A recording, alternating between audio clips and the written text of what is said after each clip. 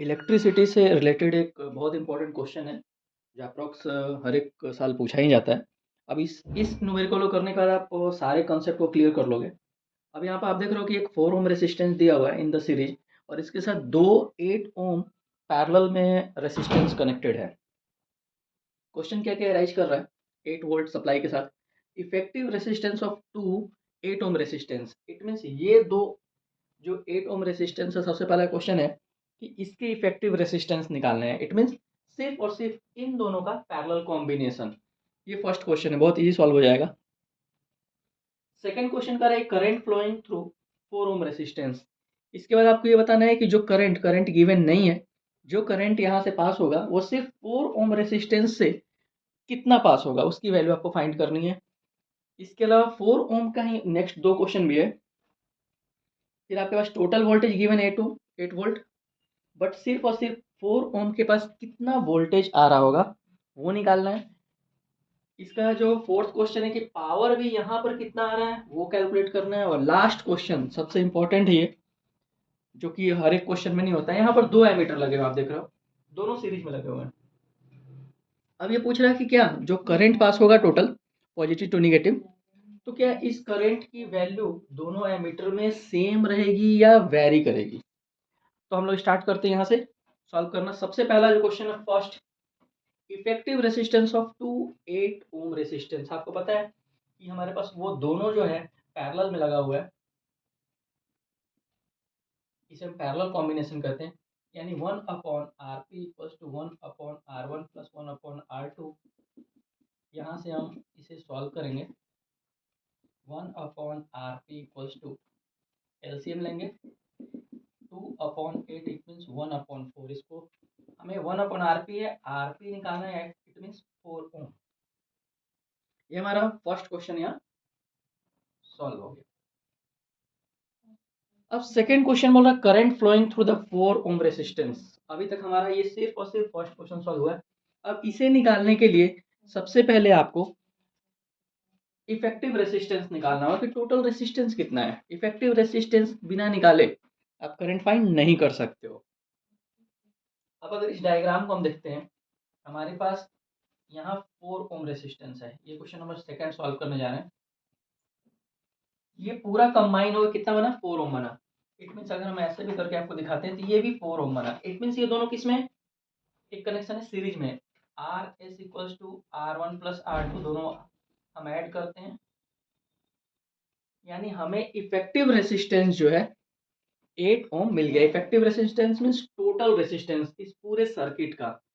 It means resistance 8 ओम आ गया, voltage हमारे पास 8 वोल्ट है, तो यहाँ से तो करंट हम निकाल सकते हैं। तो यहाँ से करंट की वैल्यू क्या होगी, तो करंट हम यहाँ अकॉर्डिंग टू ओम्स लॉ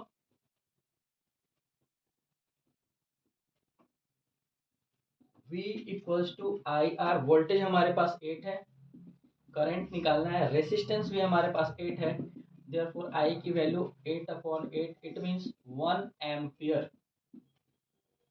आप ध्यान से देखो यहाँ, यानी यहाँ से जो करंट फ्लो होना स्टार्ट हुआ 1 एम्पियर का, यही करंट यहाँ भी गया 1 एम्पियर। ये हमारा क्वेश्चन नंबर सेकेंड सॉल्व हुआ यहाँ। अब क्वेश्चन थर्ड क्या कह रहा है, थर्ड बोल रहा है potential difference across 4 ohm resistance. अब देखो डायग्राम को समझोगे तो बहुत इजीली समझ में आएगा कि हमारे पास इस सिचुएशन में it means point A to B हमारे पास करंट आ चुका है, वोल्टेज हमें निकालना है और रेसिस्टेंस भी दिया हुआ है। और अब ये जो डेटा है V equals to I R, V निकालना है हमें, I 1 एम्पियर है और रेसिस्टेंस 4 है, यानी 4 वोल्ट। ये हमारे पास जो आया क्वेश्चन नंबर थर्ड का आंसर 4 वोल्ट। अब इसी में क्वेश्चन नंबर जो 4 है, 4 को आप थोड़ा सा ध्यान से देखना, बोल रहा है पावर डिसिपेटेड।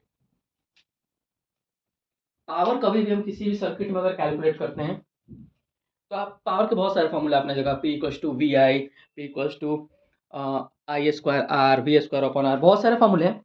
बट हमें कौन सा लगाना है जिसमें रेसिस्टेंस हो, ऑलवेज वही फॉर्मूला यूज होता है जिसमें रेसिस्टेंस की वैल्यू दी हुई है। इट मीन्स हमारे पास यहाँ से फॉर्मूला आएगा P equals to I square R. अब सिर्फ इसी सर्किट में बोल रहा है, आप देख रहे हो सिर्फ 4 ओम रेसिस्टेंस में बोल रहा है, तो सिर्फ हम यहीं की वैल्यू लेंगे और कहीं की वैल्यू नहीं लेंगे। करंट 1 एम्पियर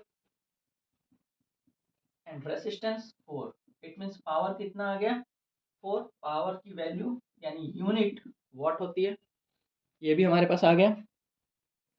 लास्ट क्वेश्चन है 5, डिफरेंस इन एमीटर। आप ध्यान से यहाँ देखो, अगर यहाँ से 1 एम्पियर करंट फ्लो करना स्टार्ट हुआ है, यहाँ से जाएगा, यहाँ से वो डिवाइड हो जाएगा, ओके डिवाइड हो जाएगा, लेकिन उसके बाद फिर से कंबाइन होके 1 एम्पियर यहाँ से फ्लो करेगा। यहाँ से डिवाइड होने के बाद आप ऐसे भी यहाँ पर दोनों, अगर बोला नहीं है इस क्वेश्चन में, अगर बोलता कि हमें इसके पास भी करंट बताओ, इसके पास भी करंट बताओ, यहाँ 1 एम्पियर आ रहा है, तो इसके लिए सबसे इजी जो हमारे पास कैलकुलेशन ट्रिक है कि अगर दोनों वैल्यू सेम है तो आप डायरेक्ट करंट को डिवाइड कर दो। अगर दोनों वैल्यू सेम नहीं होता तो उसका अलग प्रोसेस है। यानी अगर हम पता भी करना होता तो यहाँ 0.5 एम्पियर और यहाँ भी 0.5 एम्पियर, फिर से दोनों कंबाइंड हुआ तो यहाँ पर 1 एम्पियर। इट मीन्स यहाँ भी 1 एम्पियर और यहाँ भी 1 एम्पियर। कोई चेंजेज होगा कि नहीं होगा एमीटर दोनों में? बिल्कुल कोई भी चेंज नहीं होगा, नो चेंज।